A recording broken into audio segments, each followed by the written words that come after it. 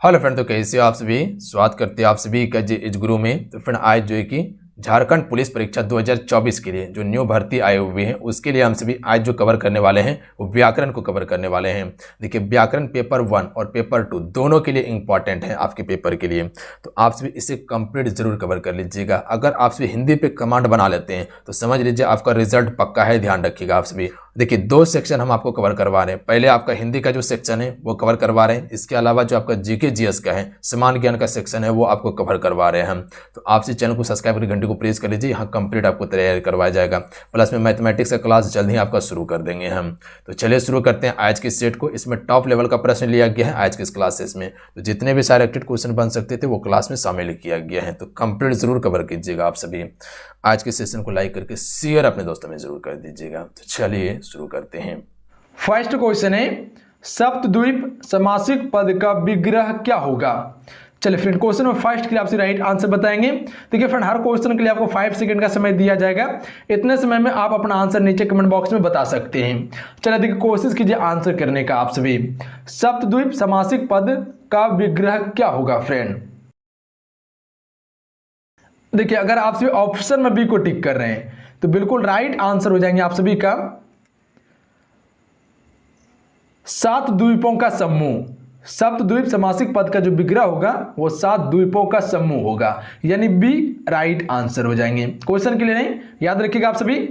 अगला प्रश्न है जिस समास में दोनों पदों के माध्यम से एक विशेष तीसरे अर्थ का बोध हो उसे क्या कहते हैं। चलिए देखिए क्वेश्चन को समझिएगा, क्वेश्चन क्या बोल रहे हैं आखिर। जिस समास में दोनों पदों के माध्यम से एक विशेष तीसरे अर्थ का बोध हो उसे क्या कहते हैं। डी राइट आंसर है। इसे बहुब्रीहि समास कहा जाता है, याद रखिएगा। जिस समास में दोनों पदों के माध्यम से एक तीसरे पद का या तीसरे अर्थ का बोध हो उसे हम सभी बहुब्रीहि समास कहते हैं, तीसरे अर्थ को दर्शाता हो। अगला क्वेश्चन है राम ने श्याम को मारा। वाक्य में राम का कारक कौन सा है। चलिए बताएंगे राम ने क्या किया, श्याम को मारा है। इनमें से जो है राम कौन सा कारक है। राम ने श्याम को मारा मतलब कर्ता कारक है, याद रखिएगा। ए राइट आंसर हो जाएंगे। काम करने का, मारने का काम कौन कर रहा है, राम कर रहा है, तो कर्ता कारक में आ जाएंगे। अगला क्वेश्चन है वाक्य में शब्द का संबंध किससे होता है। चलिए क्वेश्चन 4 के लिए आपसे राइट आंसर बताएंगे। वाक्य में शब्द का संबंध जो होता है फ्रेंड वो किससे होता है। अगर आप सभी ऑप्शन में सी को टिक कर रहे हैं आंसर को मैच कीजिएगा। कारक से संबंधित होता है, याद रखिएगा आप सभी। किससे संबंधित होता है, कारक से। सी राइट आंसर है। अगला क्वेश्चन है निर्देश दिए हुए निम्नलिखित शब्द युग्म के सही अर्थ भेद का चयन कीजिए। शब्द दिए हुए अर्थ भेद का चयन करना है आपको। अमूल अवमूल्य। चलिए बताएंगे अर्थ भेद क्या होगा इसका। अगर आपसे ऑप्शन में बी को टिक कर रहे हैं ध्यान में रखिएगा, बेजड़ अनमोल होगा। बी राइट आंसर है, बेजड़ अनमोल होगा। अगला क्वेश्चन है निम्नलिखित वाक्य पंक्तियों में से कौन सा अलंकार है। अलंकार से संबंधित प्रश्न है। कानन कठिन भयंकर भारी घोर घाम हिम बारी बयारी में कौन सा अलंकार है। देखिए इसमें जो अलंकार है वो छेकानुप्रास अलंकार है। बी राइट आंसर है, छेकानुप्रास अलंकार। ध्यान में रखिएगा आप सभी। अलंकार से संबंधित प्रश्न पूछे जाते हैं एग्जाम्स में, तो आप सभी हर क्वेश्चन को एनालाइज कीजिएगा। जितने भी क्वेश्चन बता रहे सारे इंपॉर्टेंट क्वेश्चन आपको बता रहे हैं, हर क्वेश्चन को याद करने का कोशिश कीजिएगा आप सभी। अगला क्वेश्चन है दो दो मेघ बरसते हैं पर मैं प्यासी की प्यासी हूं में कौन सा अलंकार प्रयुक्त होता है। देखिए दो दो मेघ बरसते हैं पर मैं प्यासी की प्यासी हूं में कौन सा अलंकार प्रयुक्त होता है फ्रेंड। डी राइट आंसर हो जाएंगे, विशेषोक्ति अलंकार है, याद रखिएगा आप सभी। कौन सा अलंकार है, विशेषोक्ति अलंकार है। ऑप्शन में डी राइट आंसर रहेंगे। अगला क्वेश्चन है निम्नलिखित पंक्तियों में से किस रस का उदाहरण है फ्रेंड।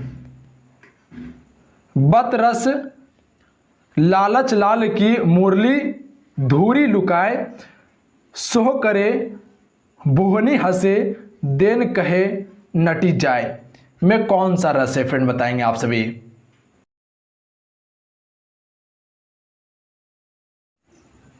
इसमें जो रस है वो श्रृंगार रस है। ऑप्शन में बी राइट आंसर है। अगर आपसे ऑप्शन में बी को टिक कर रहे हैं तो बिल्कुल राइट आंसर है, श्रृंगार रस है, याद रखिएगा आप सभी।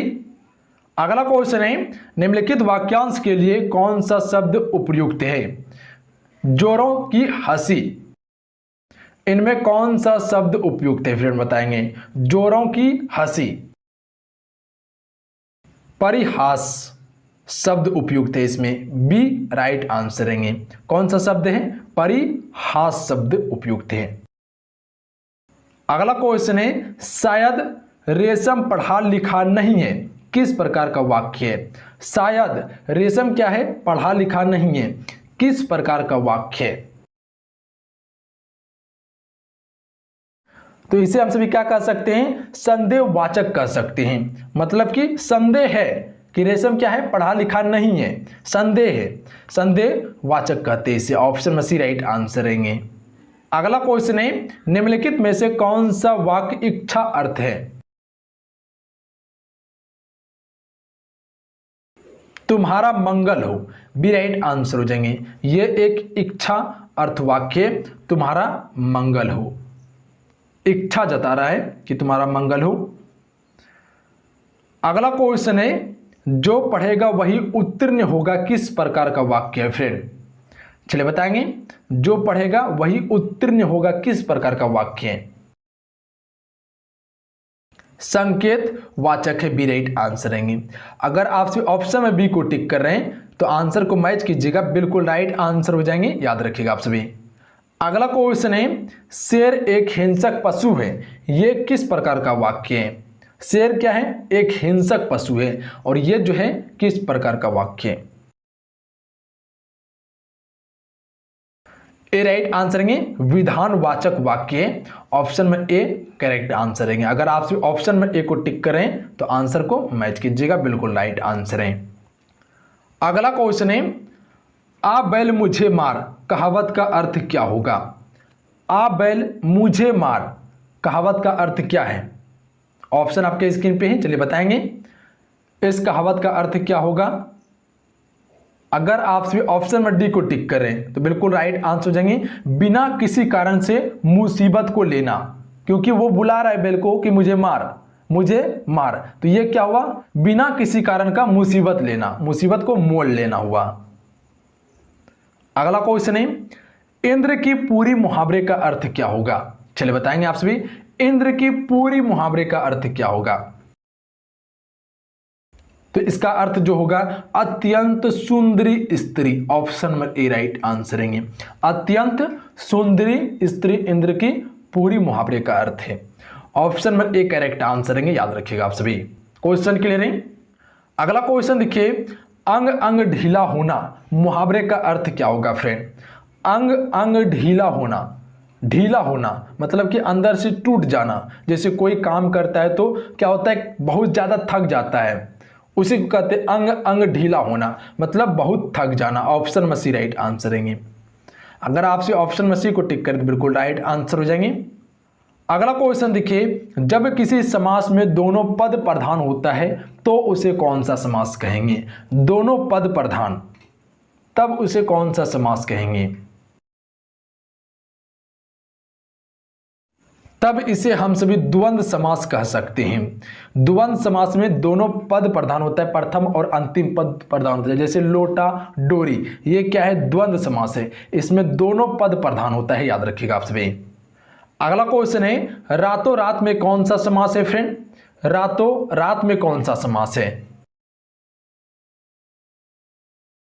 ऑप्शन में सी राइट आंसर रहेंगे, अव्ययी भाव समास है रातों रात में, याद रहेंगे। ऑप्शन में सी राइट आंसर रहेंगे।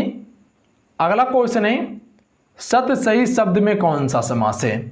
सत सही शब्द में कौन सा समास है। चलिए बताएंगे इस क्वेश्चन का राइट आंसर क्या होगा, फटाक से नीचे कमेंट बॉक्स में। अगर आप सभी ऑप्शन में डी को टिक कर रहे हैं तो आंसर को मैच कीजिएगा, बिल्कुल राइट आंसर है। द्विगु समास होता है सत सही शब्द में। अगला क्वेश्चन है, उच्चारण का संधि विच्छेद क्या होगा। उच्चारण का संधि विच्छेद करना है आपको। चलिए कोशिश कीजिए संधि विच्छेद करने का। उच्चारण का संधि विच्छेद क्या होगा? देखिए संधि विच्छेद से 1 से 2 प्रश्न अक्सर आपको पेपर में देखने के लिए मिलते होंगे, चाहे वो बिहार का कोई भी एग्जाम हो जिसमें हिंदी पूछता है। तो उच्चारण ये आपका क्या है, संधि विच्छेद क्या है, काफी इंपॉर्टेंट टॉपिक है आपके एग्जाम्स के लिए। चलिए बताएंगे उच्चारण का संधि विच्छेद क्या होगा। देखिए समझिएगा, इसका राइट आंसर ऑप्शन में डी हो जाएंगे। उत हलन धन चारण बराबर मिलके होता है उच्चारण, ऑप्शन में डी राइट आंसर रहेंगे। अगला क्वेश्चन देखिए, हिम धन आलय बराबर हिमालय में कौन सी संधि है? हिमालय का संधि विच्छेद जो होगा, हिम धन आलय मिलके हिमालय बनता है, और इसमें कौन सी संधि है?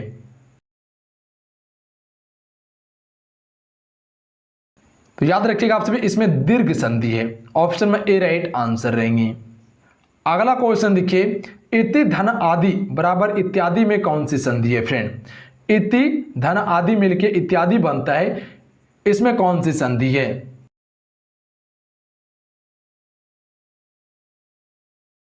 यन संधि है, ऑप्शन में डी राइट आंसर रहेंगे। अगर आपसे ऑप्शन में डी को टिक करें तो बिल्कुल राइट आंसर है, यन संधि है। अगला क्वेश्चन देखिए, चतुराई में कौन सा प्रत्यय है फ्रेंड?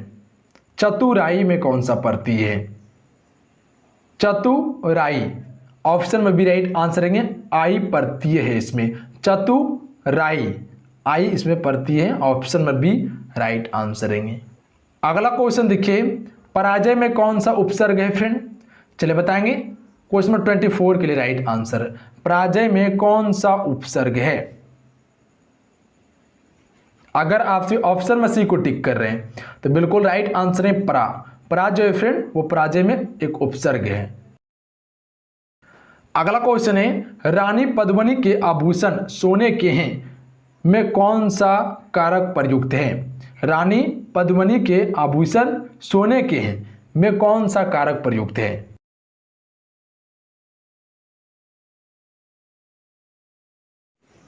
संबंध कारक है, इसमें बी राइट आंसर रहेंगे। अगर आपसे ऑप्शन में बी को टिक कर बिल्कुल राइट आंसर है, संबंध कारक है इसमें। अगला क्वेश्चन है, हिंदी में वचन के कितने भेद हैं फ्रेंड?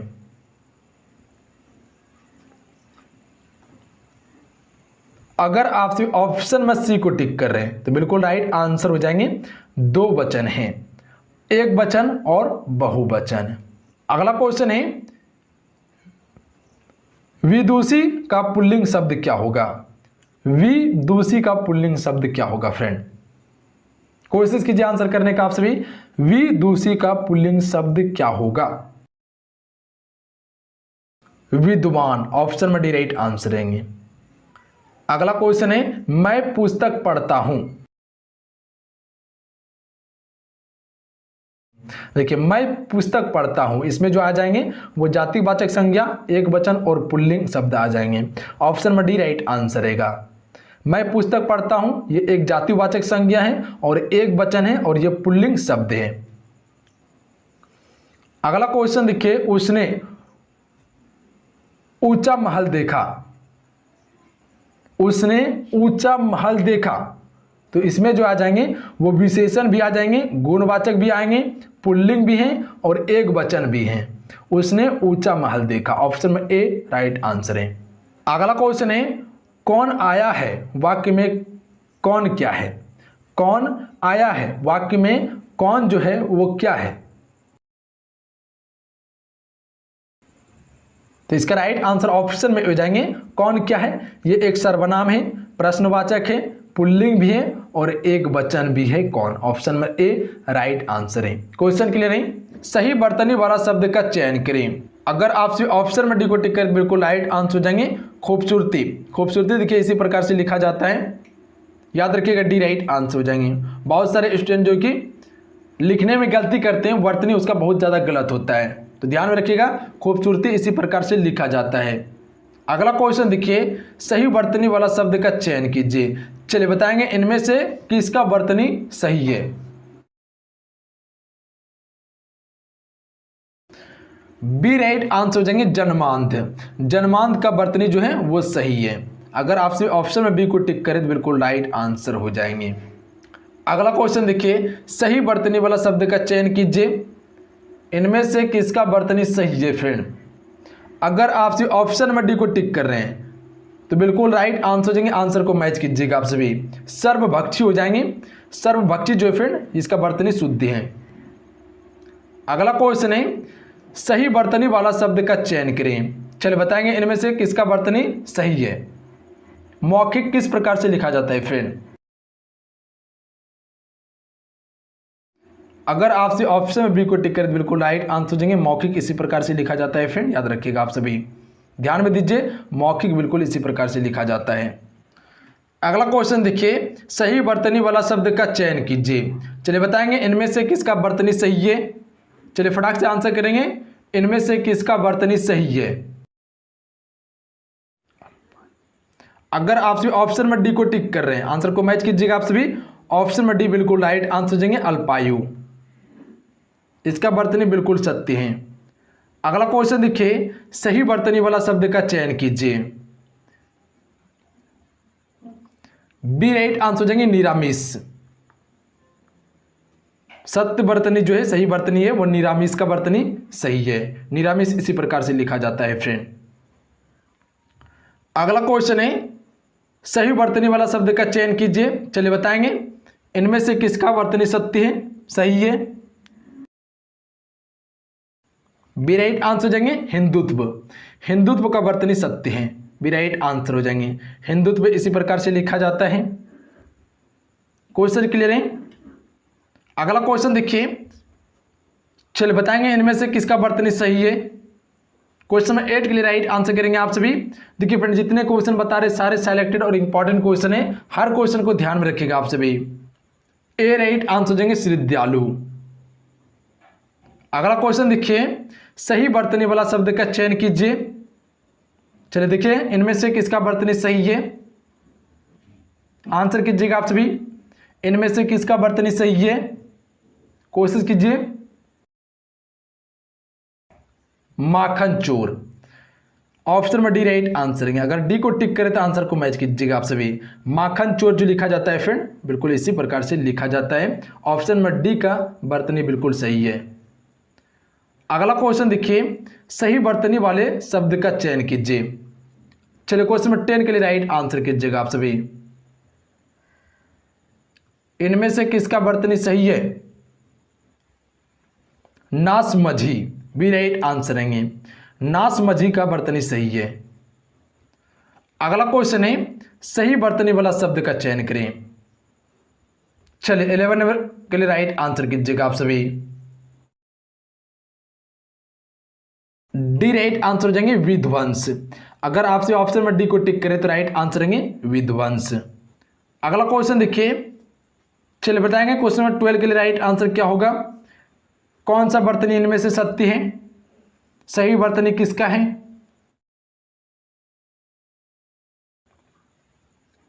ए राइट आंसर हो जाएंगे अधीर। अगला क्वेश्चन है। चलिए क्वेश्चन नंबर 13 के लिए आपसे राइट आंसर कीजिएगा। सही वर्तनी वाला शब्द का चयन कीजिए। चलिए बताएंगे इनमें से किसका वर्तनी सही है। विक्रेता। बी राइट आंसर है। अगर आपसे ऑप्शन में बी को टिक करें तो आंसर को मैच कीजिएगा आप सभी। विक्रेता। अगला क्वेश्चन देखिए। चलिए बताएंगे क्वेश्चन नंबर 14 के लिए राइट आंसर क्या होगा। 14 नंबर क्वेश्चन का राइट आंसर क्या होगा। सही वर्तनी वाले शब्द का चयन करें। अविलंब। डी राइट आंसर है। अगर आपसे ऑप्शन में डी को टिक करें तो बिल्कुल राइट आंसर हो जाएंगे अविलंब। यही छोटा छोटा सा वर्तनी है जिसके कारण हिंदी में अक्सर नंबर कटता है। अगला क्वेश्चन देखिए। सही वर्तनी वाले शब्द का चयन करें। चलिए बताएंगे क्वेश्चन नंबर 15 के लिए राइट आंसर क्या होगा। संस्कार। संस्कार को किस प्रकार से लिखेंगे फ्रेंड। बी राइट आंसर है संस्कार। आंसर को मैच कीजिएगा आप सभी।